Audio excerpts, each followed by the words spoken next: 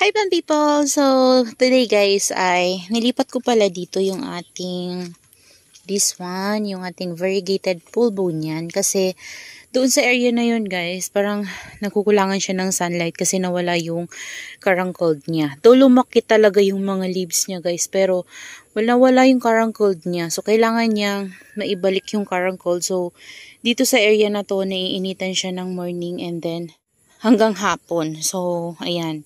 Sobrang init yung matatanggap niya dito kapag mainit yung panahon. So, yan. Diyan ko siya nilagay. Yan, antayin natin na bumalik yung kanyang carangulated sa leaves. Kasi nawala talaga guys, oh. Yan, oh. Pero ang ganda ng variegation niya. So, dito naman guys, ay, Diyos ko Lord, nalaglag na, oh. Bakit?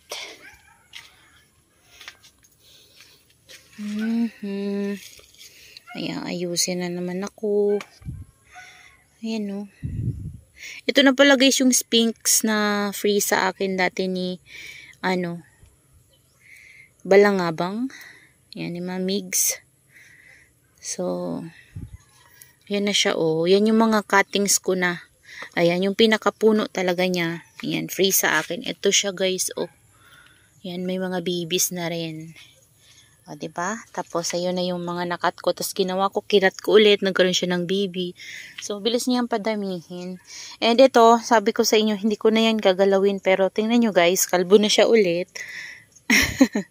Kasi, diba sabi ko sa inyo guys, ayusin ko yung, eto. So, inayos ko na siya at ito yung ginawa ko sa kanya. So, bali, tinayo ko na yung, niya guys, yung nakahiga sa kanya na clay pot. Ayan, kasi basag na kasi to eh. Ginawa ko tong planter kasi nabasag na talaga siya. So, ginawan ko lang siya ng design. Dati, nung tinaniman ko siya ng Lovely Rose. Ayan, tapos ngayon, tinayo ko na siya guys at dinagdagan ko lang siya guys ng garden soil. And then, this one din, garden soil. And nilagay ko dyan yung mga cuttings natin ng pink puppet. Ayan. So, hayaan ko yan siya guys na kumapal and then magti-trail dito sa area na to. And yung dito naman banda guys, ayan, dito pala, naglagay tayo ng, hindi ko pa rin winala dito guys yung ruby necklace natin. Yan, kaliwa kanan. Tapos yun, nanguha ko ng cuttings ng ating donkey's tail doon sa mother plant. Ayan o, yan na lang guys yung natira. Kalbo na din siya kagaya nung burrito. So ito yung mga nakuha natin guys. Ayan o, para maging healthy sila guys. Ayan, tas ito yung ibang burrito na nakuha ko doon sa katabi ni Purple Delight. So kinat ko na guys, yung Purple Delight na galing sa labas. Ayan, ito o. Ayan, pasensyahan nyo na guys, madaming mga dry leaves dito. Ayan, kinuha ko na, kinat ko na. Pero tutubo din yan guys, magkakaroon ulit yan ng mga babies. Ayan siya. So, same na sila guys nitong isa. Ito, diba? Ang taba-taba kasi nito. So, dahil gusto ko nga paramihin yung ating mga donkey's tail at para punong-puno talaga guys. Yun yung ginawa ko kahapon. Actually kahapon lang to, minadali ko lang siya guys. Ayan, tapos yung ibang firestorm ko guys na na talaga, nagda-dry na, sinave ko yung iba. Ayan o. Ito na lang o. Wala na yung iba guys, so tingnan nyo o. Wala na o. So, ayan, tinusok ko lang dyan guys. So, ito na siya ngayon. Yan. Kailangan lang, wag lang siyang laging gagalawin kasi kapag siya dito guys, masisira yung leaves ng ating mga donkey's tail and then ang burrito. So ayan sila oh, 'di ba? Oh, ganda niya guys. Yan, sana maging ganito din siya guys kataba. Sobrang taba. And then kanina naman hapon na ngayon. So yun, kahapon ko yung ginawang paggabi na talaga yun nagawa ko guys. And kanina naman na maaga, ito naman yung ginawa ko guys. Yan o. Tinanggal ko na yung mga, lapitan natin, yung mga ginraft natin guys na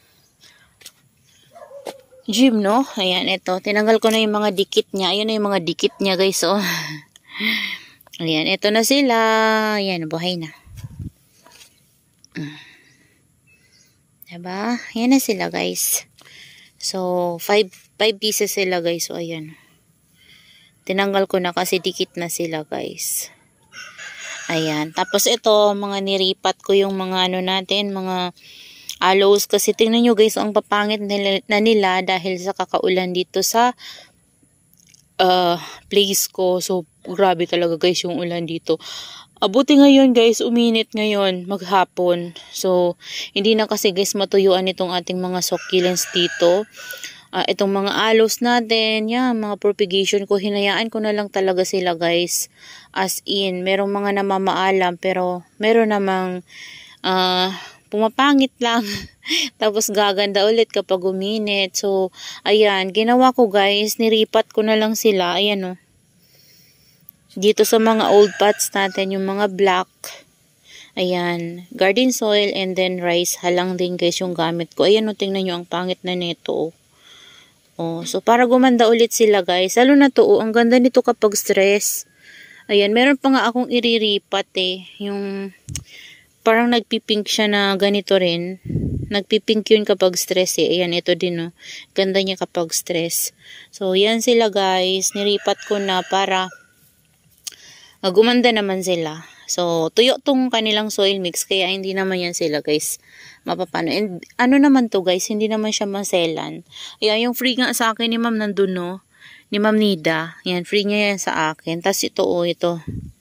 Ayan, ito yung mother niya. Oh, nakuhanan ko na siya ng baby. Ito yung baby niya.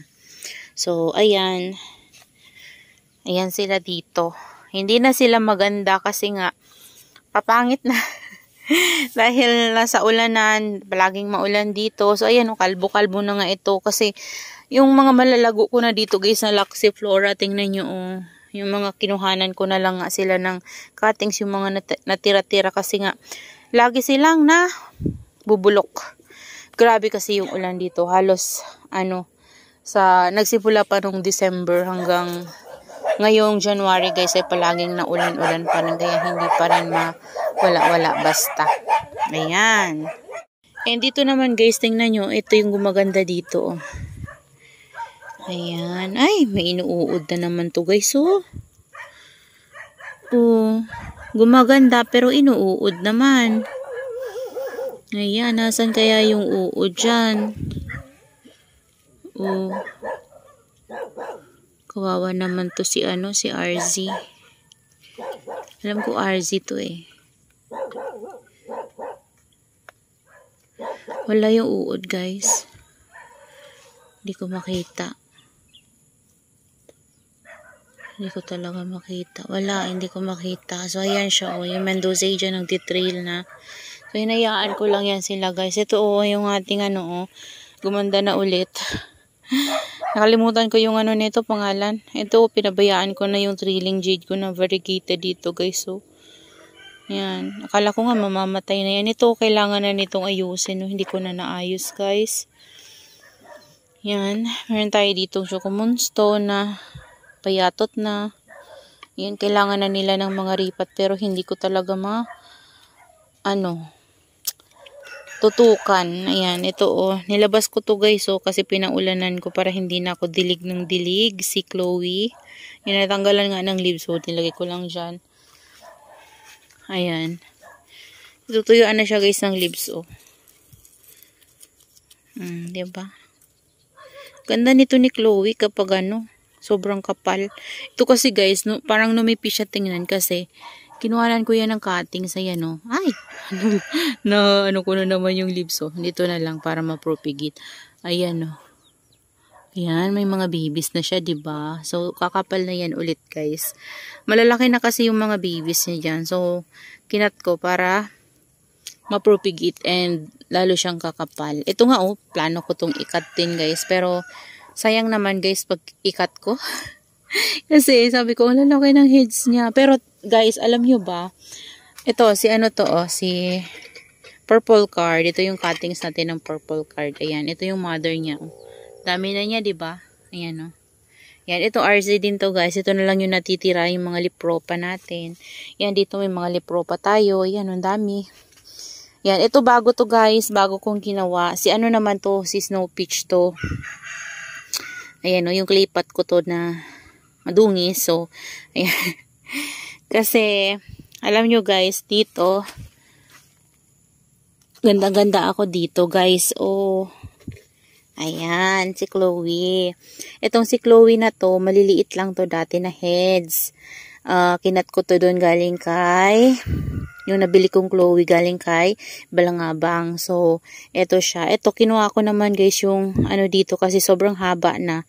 Yan, naiipit na, namamatay na yung iba kasi nakakaano na sa lupa. So, kinat ko na lang para tutubuan siya ng panibago. So, ayan. Kung magkapareho lang naman guys, ang mukha ni Chloe at saka ni Snow Peach. Ito naman si Snow Peach kapag stress. Same din sila guys ni Chloe kapag stress. Parang ganito din si Chloe eh. So, ayan. Ginawa ko, ginaya ko din ito dito. Ayan. Oh, diba? Kasi, ang laki na nito guys. So, dito lang siya sa rain or shine. And ito, i-rain or shine din natin. Oh.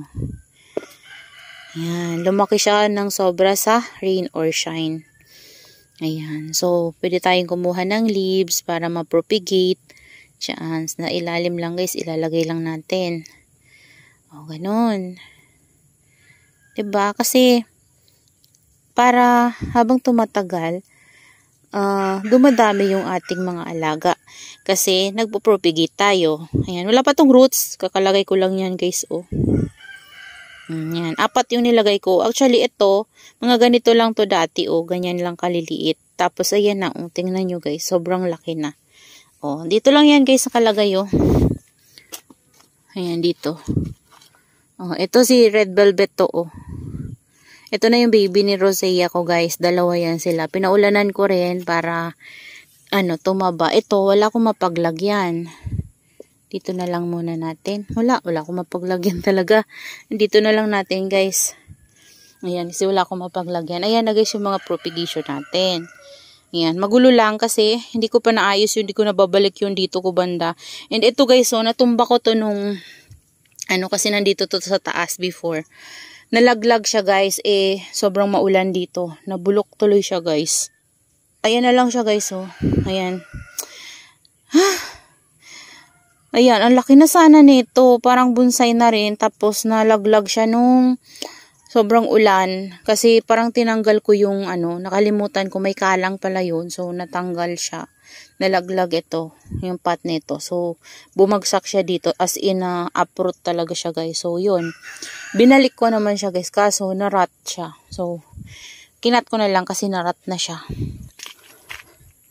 Nagkaroon tayo dito ng vacant na kasi nilagay ko sa carton yung mga propagation natin. Ayun. Tapos dito yung iba guys, oh, sa ilalim. Yan. Tapos dito naman guys. Ito. Bigat talaga nito guys. Grabe. Ayan, oh. Yung ginawa kong grafting, tinagal ko na rin yung mga yung mga tape niya guys. So, eto na sila. Ayan na sila. So, hindi ko pa pinapainitan. Dito muna siya. Yan. Siguro mga ilang days ilalabas ko na to sa rain or shine. And, yung mga maliliit na yan, kapag lumaki ulit yan guys, lalagyan ulit natin yan ng graft. Ayan. Antayin lang natin silang lumaki kagaya nito para malagyan natin sila ng mga gymno sa taas. Ayan, oh.